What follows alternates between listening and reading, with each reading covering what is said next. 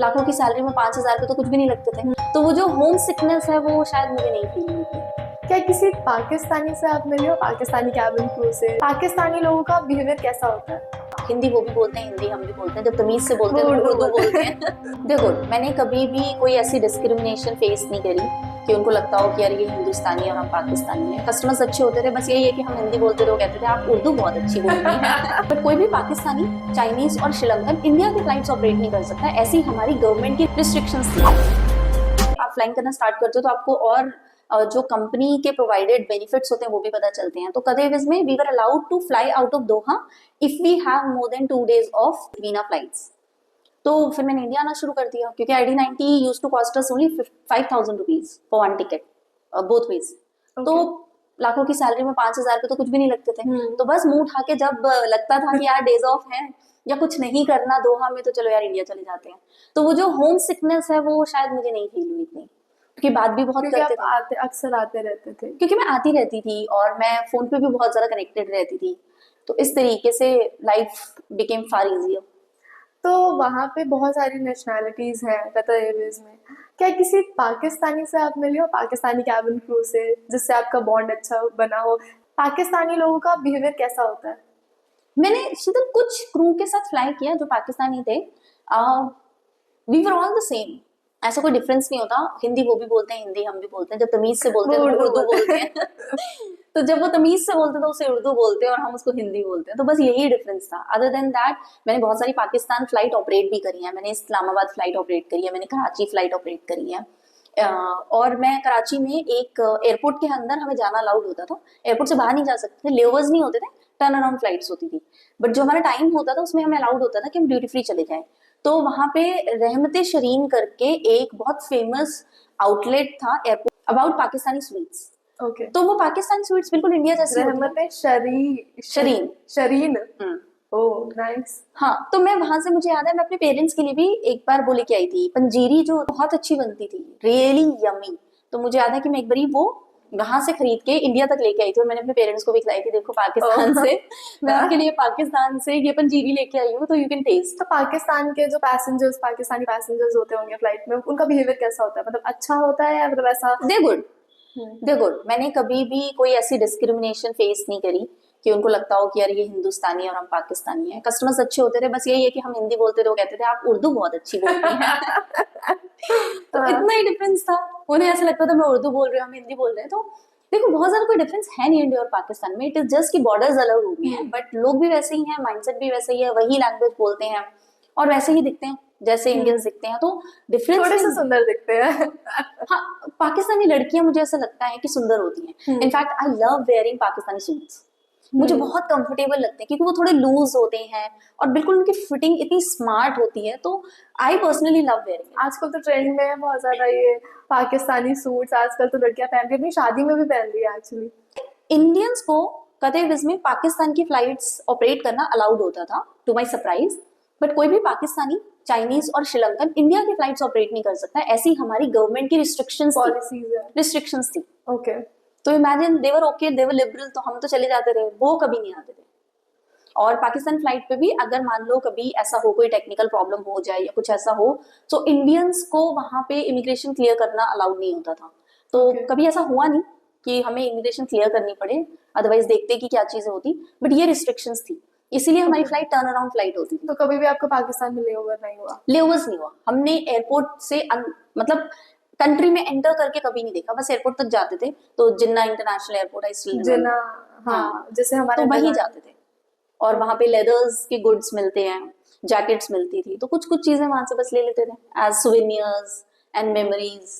मैंने तो सोचा जब मैं कैबिन क्रू बन जाऊंगी तो एक बार तो पाकिस्तान का टूर करके आऊंगी जरूर, क्योंकि मेरे अंदर भी मतलब थोड़ी क्यूरियोसिटी है पाकिस्तान जाने की। बिकॉज एक तो सेम है जगह और वहाँ के लोग मैंने सुना अच्छे होते हैं। कि एक बार मैं पाकिस्तान जाऊंगी जब एयर होस्टेस बन जाऊंगी, लेकिन अब वहाँ क्लियर भी करने देते इंडियंस को इमिग्रेशन, तो कोई बात नहीं।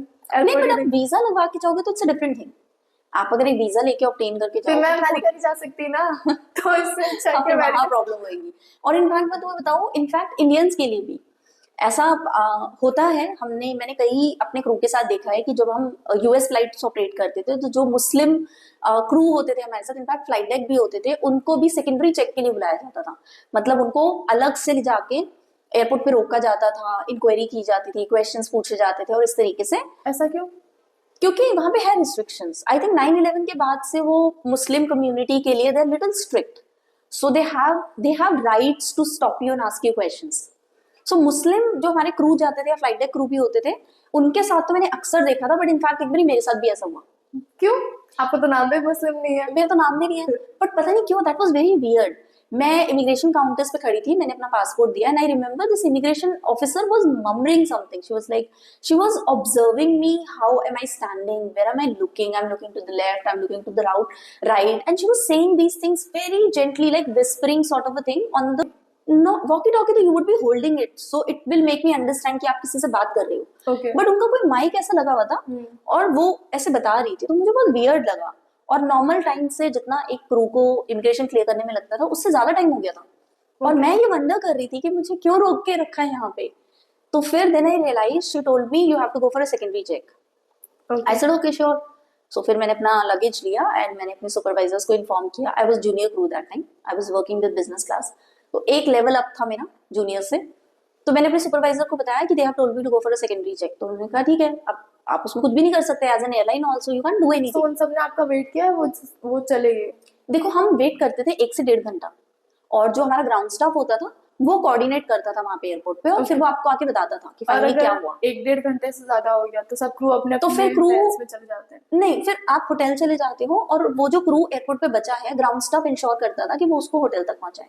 ओके। तो टैक्सी प्रोवाइड करवानी है या जो भी ट्रांसपोर्टेशन देनी है, वो ग्राउंड स्टाफ उसका ध्यान और रखता है। अगर आपको नहीं क्लियर करने दिया इमिग्रेशन तो there must be a reason behind it. नहीं, तो उसके बाद आप कहाँ जाओगे? नहीं, ऐसा कभी नहीं हुआ कि कोई क्रू वहां पे है और फिर उन्होंने नहीं आने दिया, ओके। ऐसा कभी नहीं हुआ।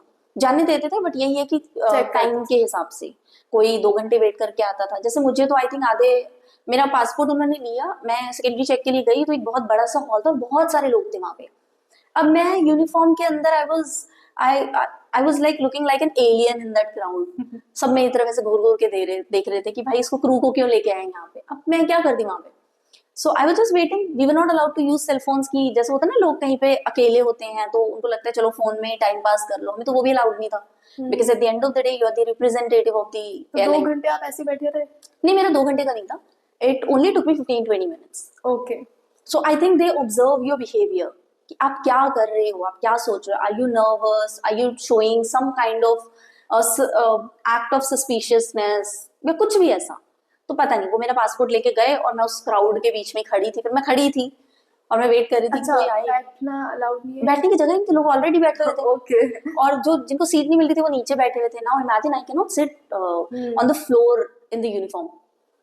तो बस हम बैठ के ऐसा वेट कर रहे थे, और फिर 15 मिनट बाद somebody came and he gave me the passport and he's like you can go।